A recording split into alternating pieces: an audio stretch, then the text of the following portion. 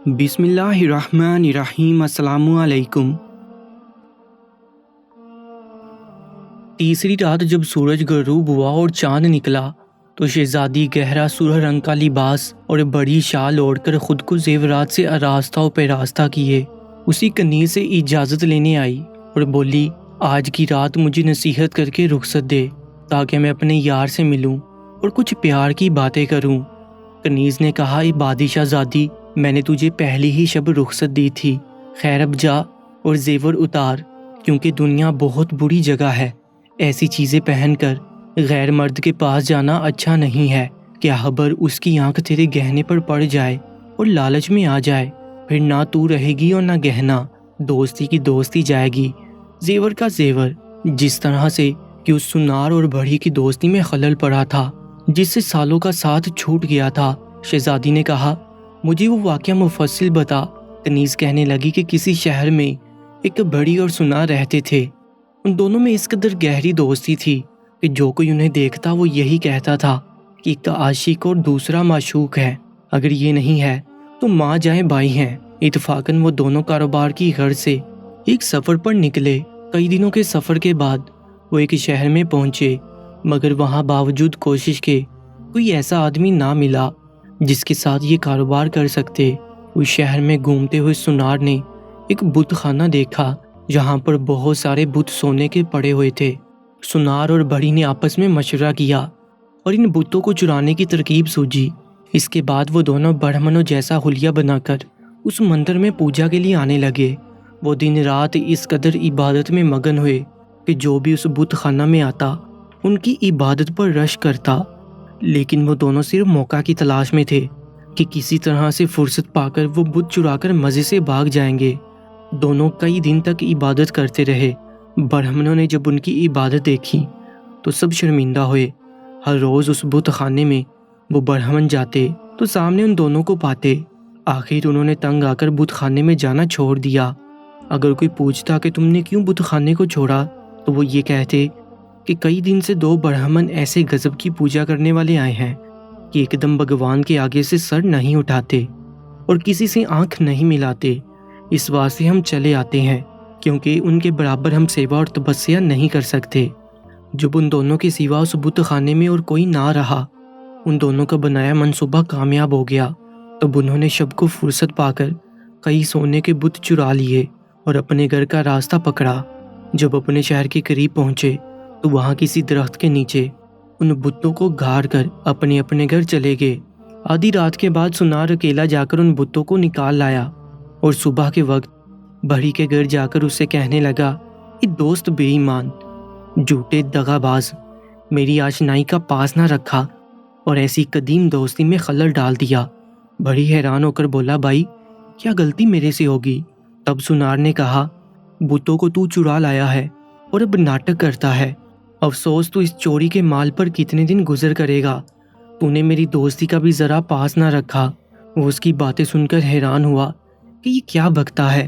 آخر ناچار ہو کر یہ کہنے لگا کہ سنار، جو ہوا سو ہو گیا، اب جانے دے، خدا کے واسطے مجھ پر بہتان مت باندھ۔ وہ بڑی بڑا عقل مند تھا، اس سے لڑنا اور قصہ کرنا مناسب نہ جانا۔ کئی دن بعد اس بڑھی نے سنار کی صورت کا پتلا بنایا اور سنار کے جیسے ہی کپڑے اسے پہنائے اور 2 ریچھ کے بچے کہیں سے لایا اور اس پتلے کی آستین اور دامن میں کچھ ان بچوں کے کھانے کی چیزیں رکھ دیں۔ جب ان ریچھ کے بچوں کو بھوک لگتی تو اس پتلے کے پاس جاتے اور اس کی آستین یا دامن سے جو پاتے وہ کھا لیتے اور اپنے جی میں جانتے کہ ہمارا ماں باپ جو کچھ ہے سو یہی ہے۔ اور وہ دونوں اس پتلے سے دن بہ دن مانوس ہوتے گئے، ہر روز الفت سے اس پتلے کے دامن پر آ کر بیٹھتے۔ جب ریچھ کے بچوں کو اس صورت سے محبت ہوگی اور اسی پتلے کو اپنا مائی باپ سمجھنے لگے، تب بڑھی نے اس سنار کی اور اس کی بیوی بچوں کی ضیافت کی، بلکہ ہمسایہ کی عورتوں کو بھی بلایا۔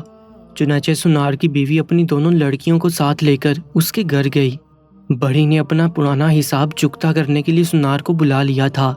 جب سب لوگ آ گئے تو کھانا کھانے کے دوران اس سنار کو غافل پا کر اس کی دونوں کمسن لڑکیوں کو چھپا لیا اور اس کے بدلے 2 ریچھ کے بچے جو کافی عرصہ سے پال رہا تھا ان کو وہاں چھوڑ کر گول مچا دیا کہ یہ سنار کے بچے ریچھ کے بچے کیوں کر بن گئے۔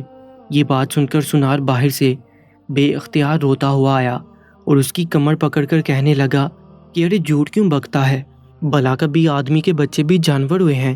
آخر یہ قضیہ قاضی کے روبرو گیا اور قاضی نے پوچھا کہ یہ بڑی اس کے بچے ریچھ کے بچے کیوں کر ہوئے؟ اس نے کہا کہ حضرت، دونوں لڑکیاں میرے سامنے کھیلتی تھیں، یکایک زمین پر گرتے ہی ریچھ کے بچے ہو گئے۔ قاضی نے کہا کہ یہ بات میں کس طرح سچ جانوں؟ تب بڑی کہنے لگا کہ میں نے کتاب میں لکھا دیکھا ہے کہ کسی وقت میں انسان کا گروہ خدا کے غضب سے حیوان ہو گیا تھا، لیکن عقل اس گروہ کی جو کی تو رہی تھی اور الفت اور محبت میں بھی ویسا ہی تھا۔ اس لیے لازم ہے کہ اس وقت دربار عام میں ان بچوں کو لا کر اس سنار کے روبرو کیا جائے۔ اگر وہ اس کی لڑکیاں ہوں گی تو اس سے الفت کریں گی، اور اگر نہیں تو جو چاہیے گا میرے ساتھ کر لیجیے گا۔ یہ بات سن کر قاضی نے پسند کی اور ان بچیوں کو منگوا کر اس سنار کے آگے چھڑوا دیا۔ ریچھ کے بچے اس سنار کی صورت سے آشنا ہوئے، باوجود اس بیر کے وہ ریچھ کے بچے بے اختیار دوڑ کر اس سے جا لپٹے اور اس کے پاؤں پر منہ ملنے لگے اور اس کی بغلوں میں سر ڈالنے لگے۔ تب قاضی نے کہا، اے سنار دغا باز، یہ دونوں لڑکیاں تیری ہیں، مجھے یقین ہوا، بس اب ان دونوں کو اٹھا کر لے جا، ناحق کیوں شرارت اور بہتان کرتا ہے۔ تب وہ سنار اس بڑی کے پاؤں پر گر پڑا اور منت کرنے لگا کہ اے یار، اگر یہ حکمت تو نے اپنا حصہ لینے کے واسطے کی ہے تو اپنا حصہ لے اور میری بچیاں مجھے واپس دے۔ اس نے کہا کہ اے سنار، تو نے برا کیا ہے اور ایمانت میں خیانت کی ہے۔ اگر اب جھوٹ بولنا چھوڑ دے اور دغا بازی سے توبہ کرے تو شاید پھر تیری بیٹیاں اپنی اصل صورت پر آ جائیں۔ غرض اس سنار نے اس کا حصہ دیا اور اپنی بیٹیاں اس سے واپس لیں۔ لونڈی نے یہ واقعہ تمام کر کے کہا کہ شہزادی، تو بھی اپنا زیور اتار کر جا، شاید وہ بھی اسی طرح کا بے ایمان ہو، اور اگر لالچ میں آ گیا پھر نہ گہنا ہی رہے گا اور نہ دوستی ہی رہے گی۔ شہزادی نے یہ سنتے ہی چاہا کہ گہنا اتارے اور اپنے معشوق کے پاس جائے۔ اتنے میں صبح ہو گئی اور مرغ نے بانگ دی۔